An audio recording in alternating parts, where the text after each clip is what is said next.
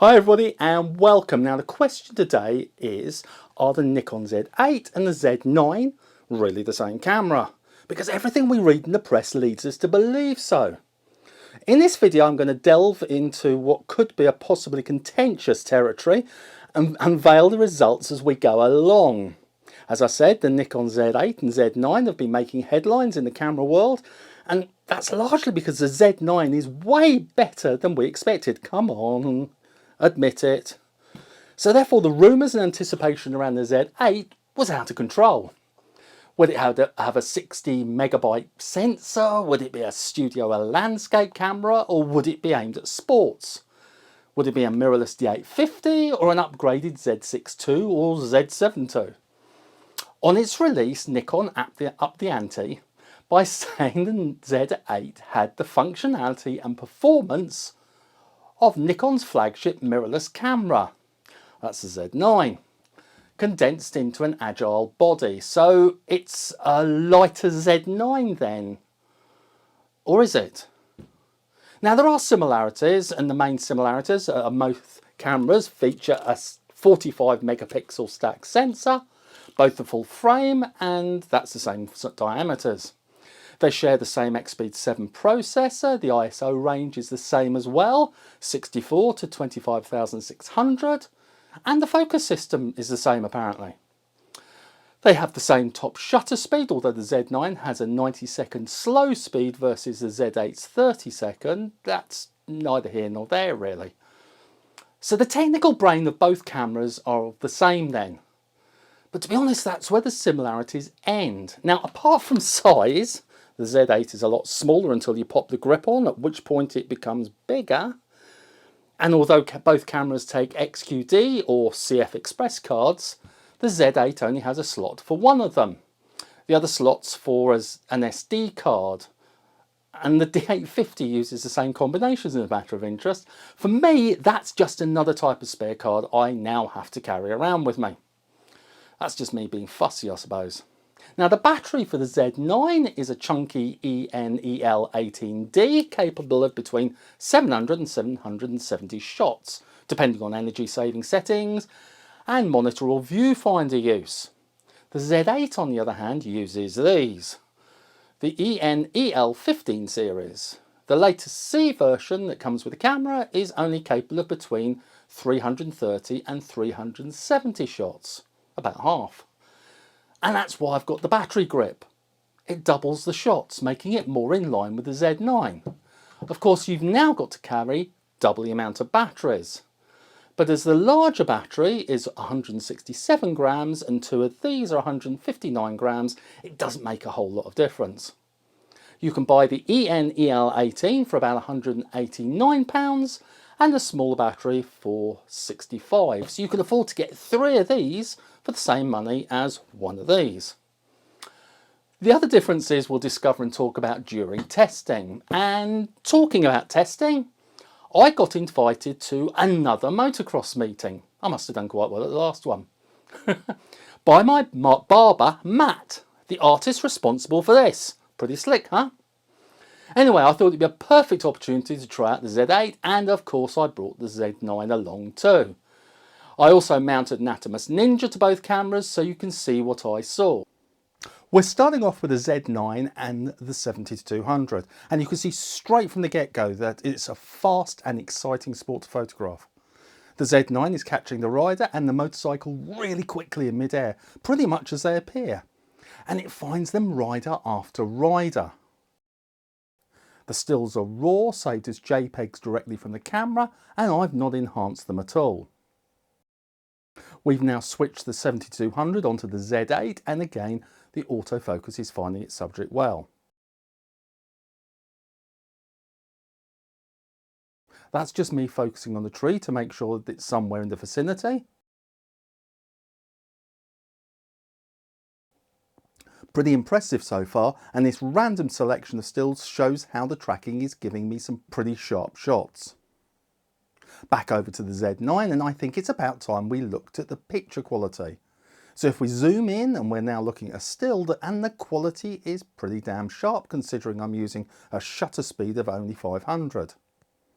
The colours are really vibrant and correct, and as usual this picture was chosen randomly, and as we zoom out I can't help thinking that the Z9 has set the bar quite high. So over to the Z8 again and a different type of shot, and at a shutter speed of 640 the camera nails it again and again. And even when the focus seems to be looking elsewhere, it still nails it. Now I'm just waiting for a faster rider and bang! I've got another in the bag. It's definitely as good as the Z9 at the moment. Time for a Z8 close-up, I reckon. Bearing in mind the size crop I've done on this, the detail is extraordinary, even in the shadows areas. Now back over to the Z9, I've slowed down the movement so you can see the autofocus working. This is obviously the still and now the video.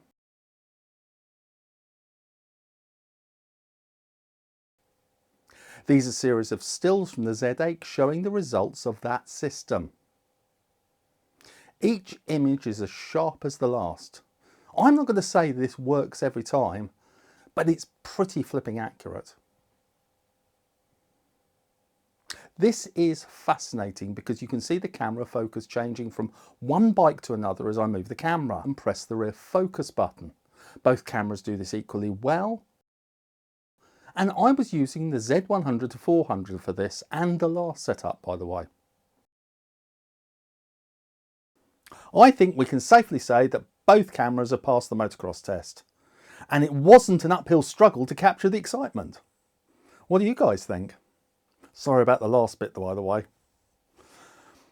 As you know, focus is extremely important to me, and on a previous video I made a complete idiot of myself by zigzagging up the garden to test it. And I thought, well, it's been a while, so maybe it's about time I did it again. When I was editing this, I honestly couldn't decide whether to do it to music or a voiceover. I guess if you can hear my voice now, I must have opted for that. Now we know it's going to get out of focus as I loll up closer, because clearly I'm not behind either camera to reset it. What we're interested in is the little white box that is the tracking focus point. Now as you're watching this, I do need to say that because I don't have two 70-200 lenses to hand, the Z8 is fitted with my Z100 to 400. What I'll do is I'll do a couple of runs and then I'll swap the lenses over. It's not a precise test, but it's as near as I can get. I guess if the Z9 is better during the first two runs and the Z8 the third, or vice versa, I think we can safely conclude that their performance is pretty much identical with that same lens. All very scientific. Not. Which one do you think's better? Or maybe you think they're identical. Now about 2 years ago I did a video comparing the Z7 II and my D850. And the whole thing became very controversial. I came to the unpopular conclusion that the borrowed Z7 II was better than my D850, and I consequently traded it in. And although the Z7 II is a good camera, I did regret losing my D850. And do you know something? The Z7 II never really replaced it for me. And it was a judgment in a time I was trying to forget. Unfortunately, Nikon and the press has gone and compared the Z8 to the D850, and so I'm now faced with a similar comparison. Oh goody. Now I'm going to do a more detailed video on that in the future, but for the time being let's quickly delve a little deeper and add a touch of history between the Z8, the Z9, the Z6-7 and of course the D850. So firstly, the prices. The Z6 is currently $2,069, the Z8 is $3,999. On its release the D850 was $3,499, but now it can be got for a meagre $2,799. Bearing in mind the price of the Z6 II, the Z7 II is a little more, that's $2,949.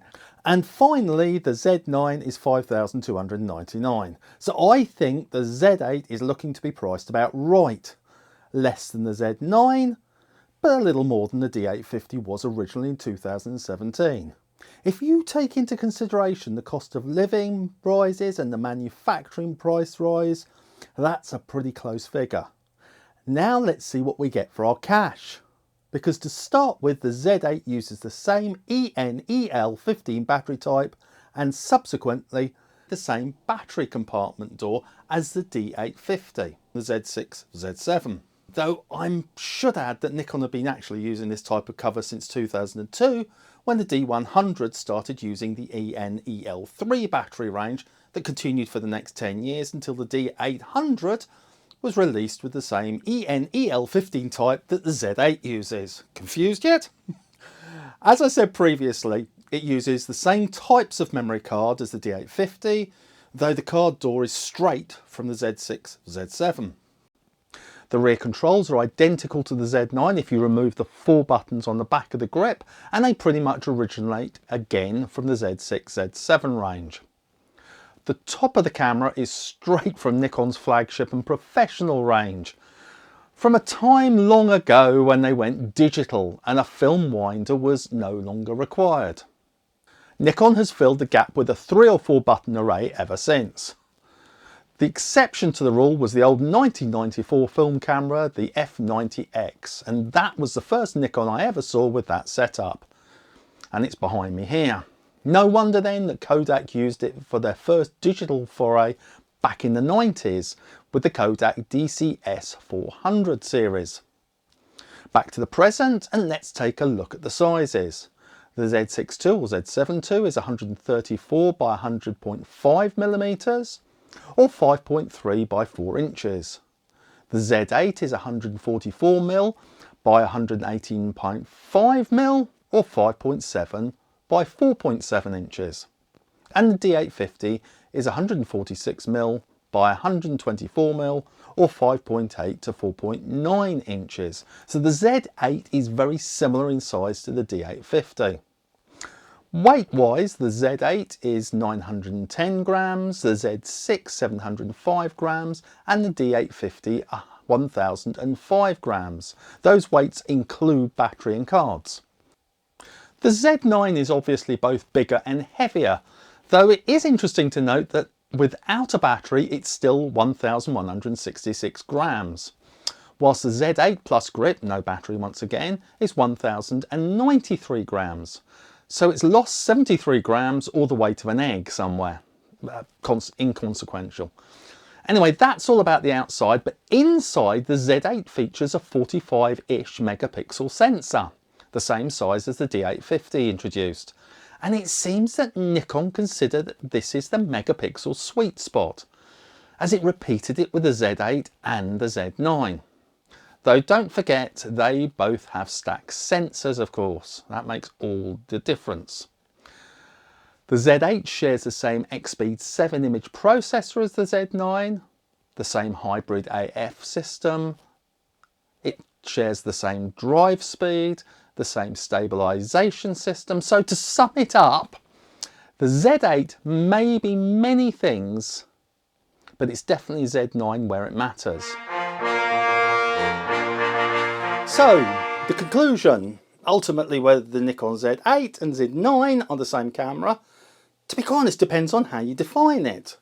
Whereas the Z9 was and is a revolutionary masterpiece of design and technology, if you ignore irritating little things like the memory card door that I still dislike with a passion and can't ignore. That aside, it's hard not to see the Z9 was an amazing concept. Whereas the Z8 is an impressive hybrid of the D850, the Z6, the Z7 and of course the Z9. And why not take the best bits of their top selling cameras and combine them into a new version? It makes total sense to me. Now, change the subject, this is the last time I'll be using my little ZFC to record these videos. Because of course I'll be using either the Z9 or the Z7 in future. So thank you so much for videoing me little ZFC. And thank you for joining me. And if you like this video, then obviously like it. And if you really liked it, just move that mouse around or your finger on the pad and subscribe. Thank you so much. It gives me a warm feeling inside. Thank you so much, and keep those comments coming because I really enjoy them even when I don't get back to them. Anyway, see you soon. Bye.